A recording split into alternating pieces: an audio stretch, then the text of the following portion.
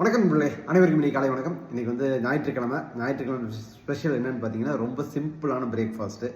நம்ம நார்மலாக சாப்பிட்றதே சிம்பிள் பிரேக்ஃபாஸ்ட் மாதிரி தான் இருக்கும், ஆனால் தட்டுவடியாக இருக்கும். அதே மாதிரி இன்றைக்கி தட்டை வந்து ஃபில் பண்ணியிருக்கோம்.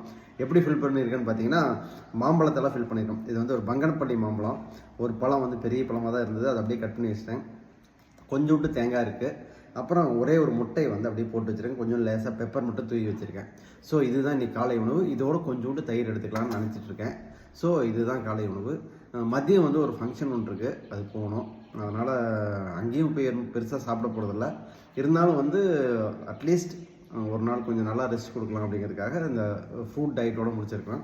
அதே மாதிரி மாம்பழம் வந்து காலையில் சாப்பிட்லாமா மதியம் சாப்பிட்லாமாங்கிற பற்றி நிறையா நம்ம பேசியிருக்கோம். காலையில் சாப்பிட்றது ரொம்ப ரொம்பவே நல்லது. நீங்கள் வந்து டயபெட்டிக்காக இருந்தாலும் காலையில் எடுத்துக்கிட்டிங்கன்னா ரொம்ப நல்லது தான். ஆனால் டயபெட்டிக் வந்து இவ்வளோ மாம்பழம் சாப்பிட்லாமான்னு எனக்கு தெரியல. அது வந்து உங்கள் மருத்துவர் கலந்து ஆலோசனை பண்ணிக்கங்க. ஆனால் ஜென்ரலாகவே எல்லா பழங்களும் சாப்பிட்லாம், நல்லது தான். அளவாக சாப்பிடுங்க. ஓகே.